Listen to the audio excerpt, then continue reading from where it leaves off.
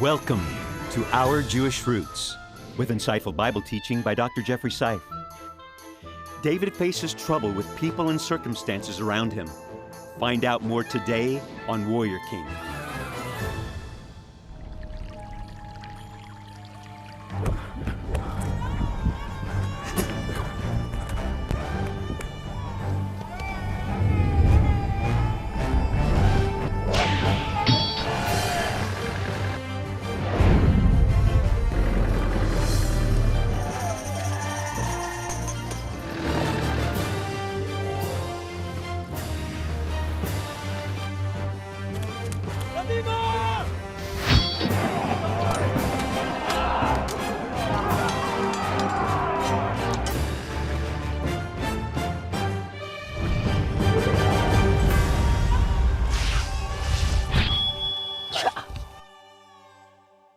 Thank you for joining us today. I am David Hart. I'm Kirsten Hart. And I am Jeffrey Seif. I love doing David, but sometimes he confuses me a little bit. Take his family, for example. It gets interesting, doesn't it? It's a little messy. It's just a little messy. Not your family, David, but... Well, it makes our relationship and our family unit seem almost perfect compared to what he's been through. Yeah, it's a different world back then with polygamy. It was never the preferred scenario. In the Bible, it's one man and one woman. But we do see those multiple partnerships in antiquity. I don't think any good comes out of it, to tell you the truth. Well, you're going to talk about and show about Abigail and Bathsheba, two of his many wives, and he had many, many children, too. Yes, too many, in my opinion. Never too many. No, too many. It's not good. Talk about problems with blended families. Oh, goodness. This is problems on steroids, and it really gets out of hand. We take you now to our dramatic reenactment in Israel, followed by teaching from Dr. Seif. Let's go there now. My husband had been a fool in not extending his friendship to David, and now it had come to this, a mission to save my husband's life.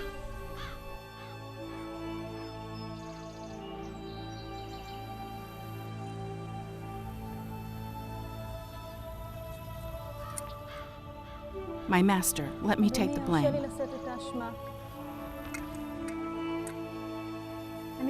Please do not think about Nepal. The Lord God will always protect you, and He will appoint you as ruler over Israel. When that happens, you will not feel grief over anything, for you have not shed the blood of innocent people. When the Lord gives you success, please remember me. I was humbled by David's response. The Lord bless you, he said, for your wise advice and what you did. You stopped me from shedding blood today. Go in peace. I will do as you've requested.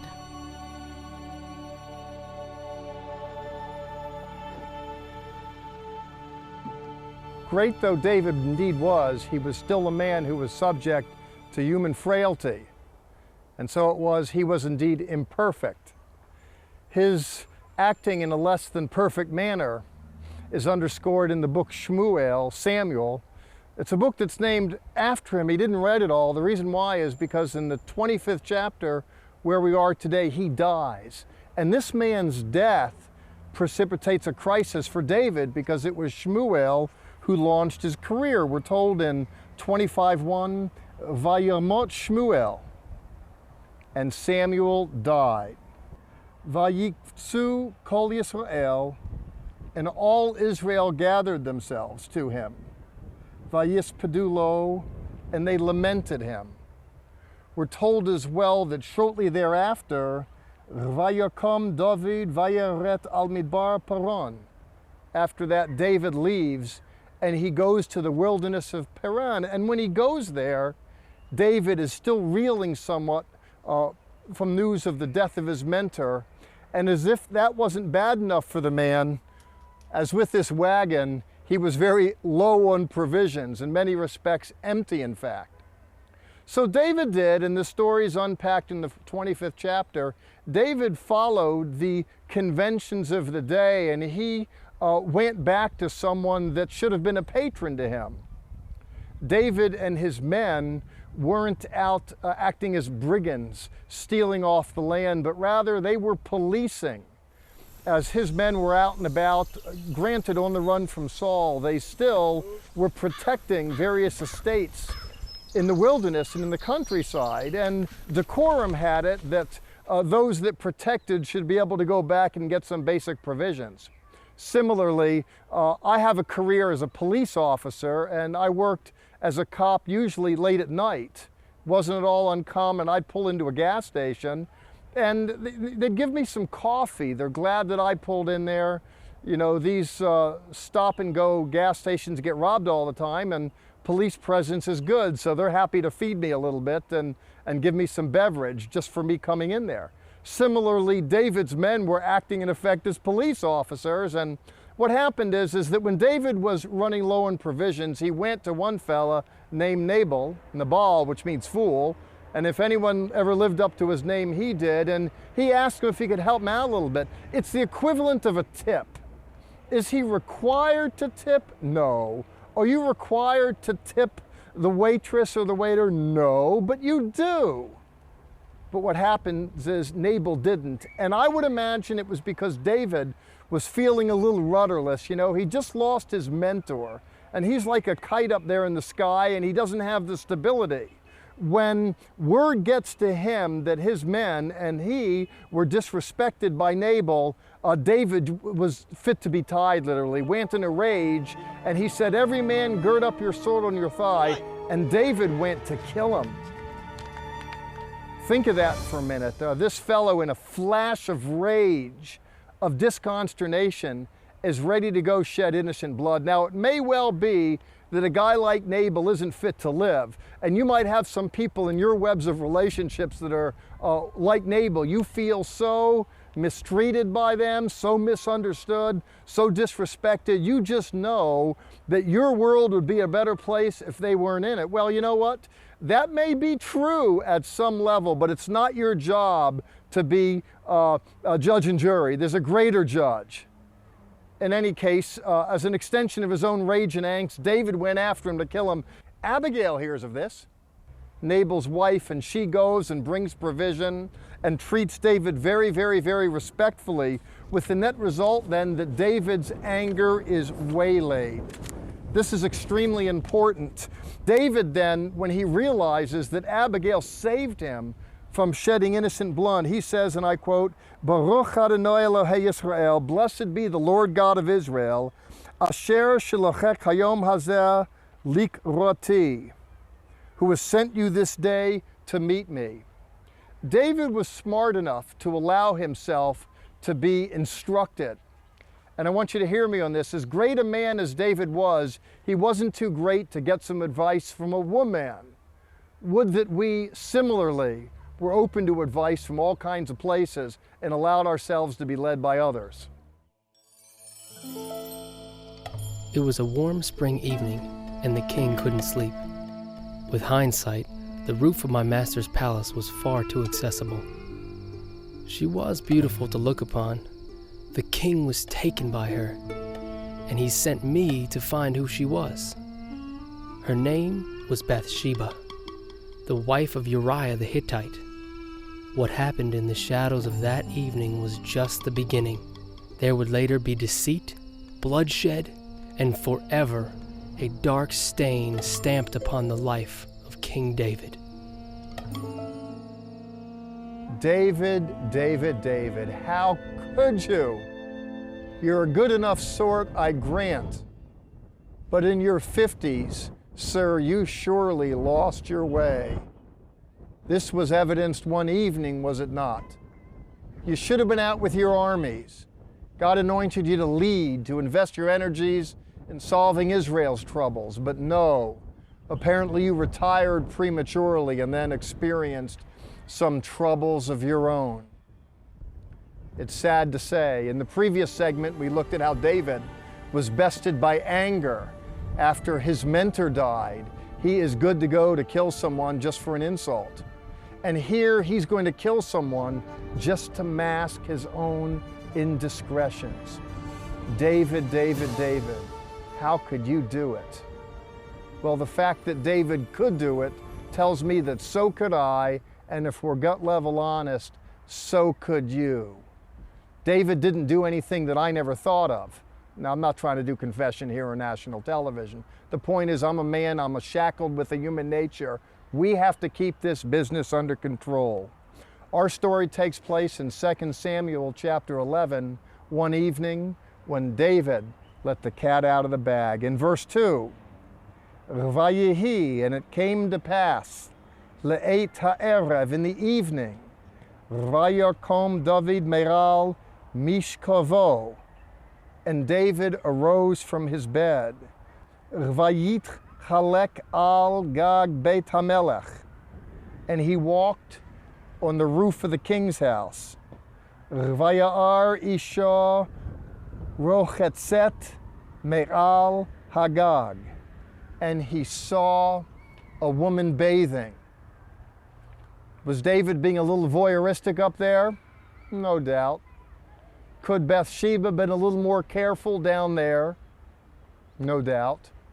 Somewhere between the two, there was an accident.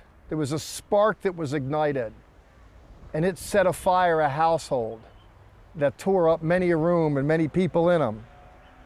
We're told, V'choish tovat mareh ma'od, and the woman he saw was very beautiful to look upon. David, David, David. He saw, he took. When he found out later that his one-night stand was in danger of being exposed because Bathsheba was pregnant, he then hatches a scheme to try and mask his indiscretion. Uriah is such a good-sorted fellow, a loyal soldier. He wouldn't sleep with Bathsheba because his men were in the field at the front. And so David sent him back to his front, carrying orders for his own execution. He told his general, take that guy Uriah, put him at the put him in the front of the battle and withdraw the troops and let him fall. And so it was. He did. And the rest is history. He's going to then marry Bathsheba. Oh, David, David, David. For the love of God, man, how can you do it? This is a dark side in an otherwise illustrious career. And we'll look in the third segment, we'll come back to this in a moment, and see how David reaped a harvest because of his discretion, because of his inability to rein it in. Now let me encourage you with something. It could very well be a program like this that goes into millions of homes. I know that there are some of you that when I talk about sexual indiscretions within the home, somewhere that hits pay dirt. Now listen to me, I don't want to make you feel guilty. What I want you to do is experience the forgiveness that David experienced.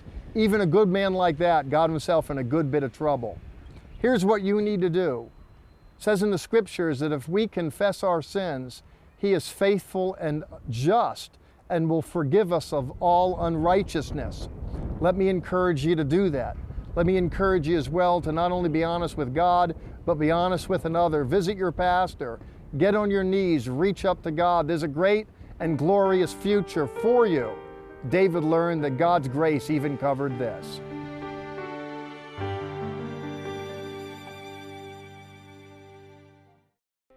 Our offer on this program, Zola's Introduction to Hebrew, a step-by-step approach that will enable you to read, speak, and translate the Hebrew text while doing Bible study. This 409-page book will nurture you along a friendly course towards a unique intimacy with God's language, land, and people. Learn the language of the kingdom and gain a better understanding of the Lord Jesus, the Jewish Messiah. Call 1-800-WONDERS and ask for Zola's Introduction to Hebrew. Join us right now for additional content that is only available on our social media sites, Facebook, YouTube, and Twitter. Visit our website, levitt.com, for the current and past programs, the television schedule, tour information, and our free monthly newsletter, which is full of insightful articles and news commentary. View it online, or we can ship it directly to your mailbox every month. Also on our website is the online store, There, you can order this week's resource, or you can always give us a call at 1-800-WONDERS. Your donations to Our Jewish Roots help us to support these organizations as they bless Israel. Please remember we depend on tax-deductible donations from viewers like you. One of the trademarks of our program are the beautifully filmed dramatic reenactments, the props, the sets, the costuming. There's a cost to that, but we want to do it first class for you. But there's a price to pay sometimes. To be sure, that's the truth. It's one thing to say something, it's another thing to show it. And thank you for showing your concern for us. Not really for us, but for this kind of story. You know, an offering plate goes around in a church and people care about what the ministry is doing. They invest in it. To be sure, they could be doing other things with their money, but they find value in it. And I want to say thank you for those of you that find value in what we're doing, and you let us know it by the way you show it. Speaking of our dramatic reenactment, we take you back to our story right now, followed by Dr. Seif's teaching. My announcement to King David came with no great surprise. We had known for some time that Absalom was winning the hearts of men through all of Israel. Now he was intent on usurping the throne of his father. The king acted quickly, for he knew that there would soon be bloodshed if we remained in Jerusalem. The king was escaping from a son who was vexed with power, from a son whom he feared and yet loved dearly.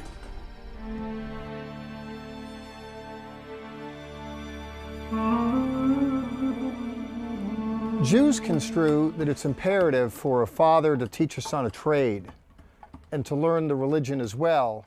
That is, the burden is on the father to inculcate certain things in the next generation. And in this regard, sad to say, David failed miserably. And why is that? Because David had too many sons. 20 sons are noted in 1 and 2 Samuel and one daughter. And beyond that, we're told that he had other wives and other children that aren't even noted by name. The man had too many women. Moshe Rabbeinu, Moses warned, I believe in Devarim and Deuteronomy, that kings will tend to multiply women to themselves. What happens is David had a family that was too big to manage, and he wasn't given to managing his own family. And the net result is that he who could forge a kingdom failed at home. And isn't that, by the way, a tragic story that is seen played out way too many times today?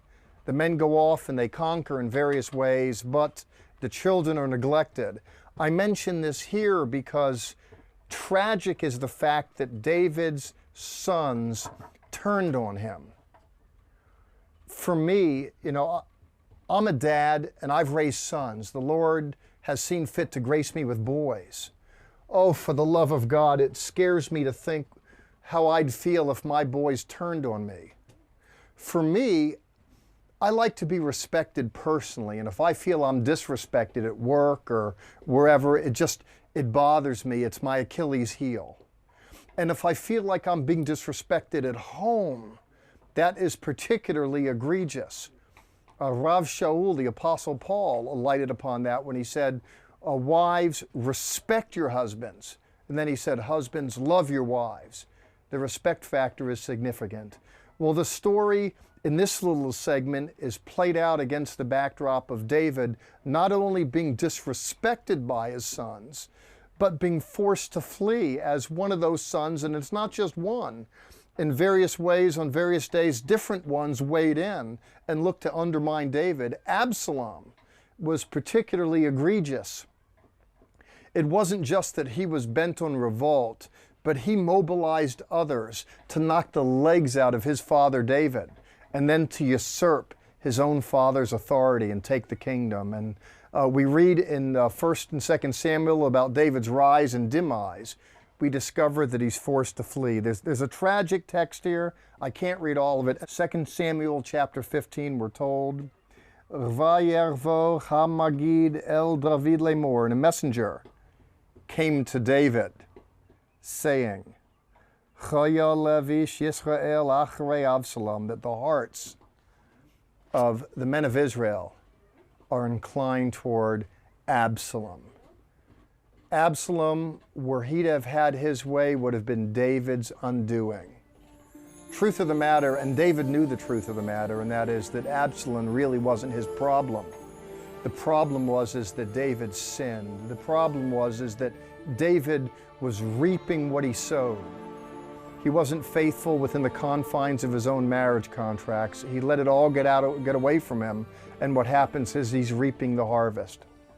Now listen, there's much in the biblical literature to commend that's positive, but here's a story that's negative. You ever heard the expression that a wise man learns from his mistakes? Well, that's true, but listen to me. A wiser man learns from somebody else's.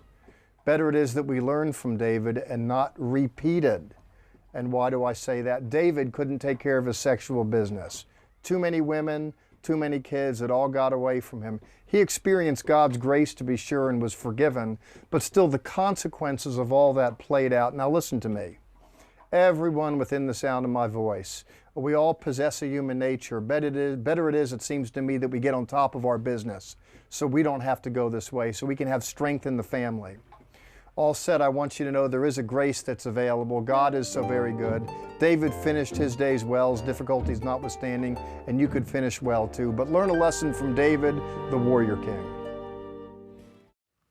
We sing the old hymn, Grace, grace, God's grace, grace that will pardon and cleanse within. Grace, grace, God's grace, grace that is greater than all our sin. That song's for us, but I think it relates to David's time also a little bit. I'm telling you, that is the truth. We certainly see grace in the Older Testament because, David was no altar boy at the end of the day.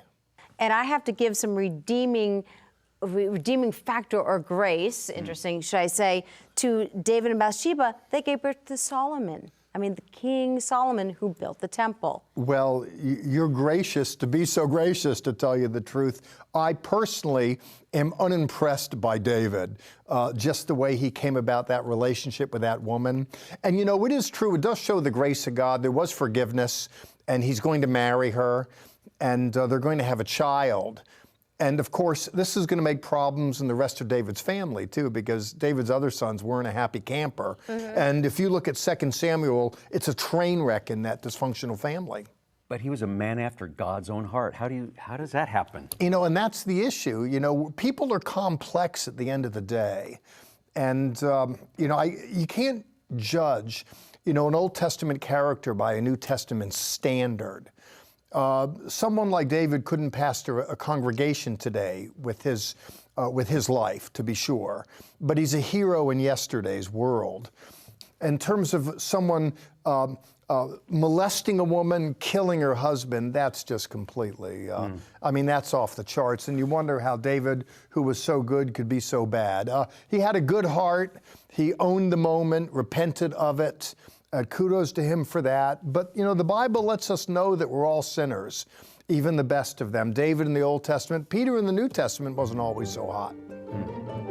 Grace, grace, God's grace. We'll be right back. For the Lord thy God bringeth thee into a good land, a land of fig trees and pomegranates, a land of olive oil and honey. Arise, walk through the land, for all the land which thou seest, to thee will I give it, and to thy seed forever. Worship in the shadows of Abraham, Isaac, and Jacob. Behold the land of the covenant.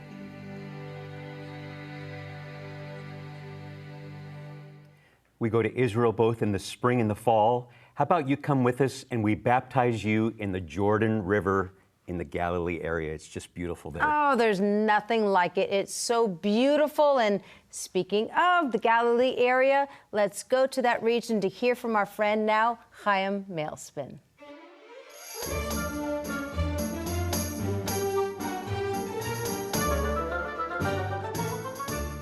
We're standing here at sea level overlooking the Sea of Galilee. Now, of course, that's freshwater, our #1 freshwater source in Israel. Well, now that we're very good at desalinization, we've been able to get water right from the salty sea.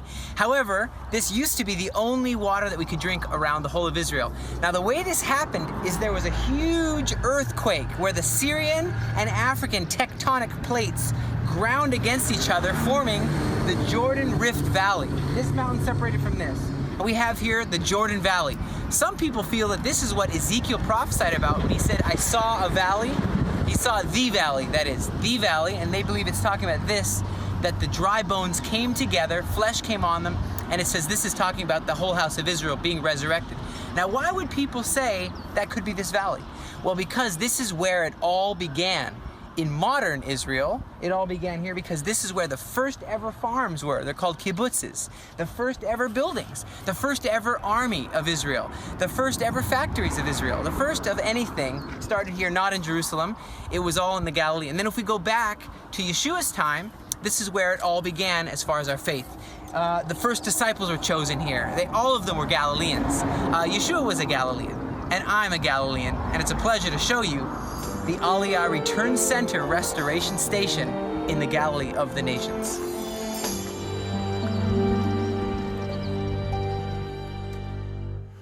At a number of levels, this is a pretty tough program, looking at the dysfunction in David's family. There may be some listening that are on the hurting end of dysfunction, and you can feel it in various ways, but there is a balm in Gilead. There's healing, isn't there? There isn't. I just have to say, I don't know if you all know my story. I am adopted. I was adopted. I literally came from a one-night stand of two people that were not married, and good things can come from those kind of unions. Here's David and Bathsheba. Good can come from that. The wisest man on earth came from the two of those people. So you just never know who God's going to choose and what kind of situation he's going to use. You know, I'm stunned, and I'm normally not speechless, but I didn't know that about you, and I've never heard anybody say it. I don't want to say so matter-of-factly, but you're at peace. You've come to terms. You're not carrying around baggage from a negative beginning. I was an unwanted pregnancy, and finding that out in the middle of my life, I found out at 41 that in spite of that, in spite of being unwanted, God knew that he had plans for my life. So God, whatever situation and how your relationship starts, God can use it. He does that. This isn't scripted. It's just from the heart. Speaking out from the heart, Mr. Hart. And may I say, I'm very thankful that you are still with us. Her birth mother went to Sweden to abort her, and God said, no, I'm going to keep this one. I have plans for her. We have so much more next week. Thank you for joining us today. We leave you with this. Wow, what a testimony. Well, we leave you with this. Sha'alu Shalom Yerushalayim. Pray for the peace of Jerusalem.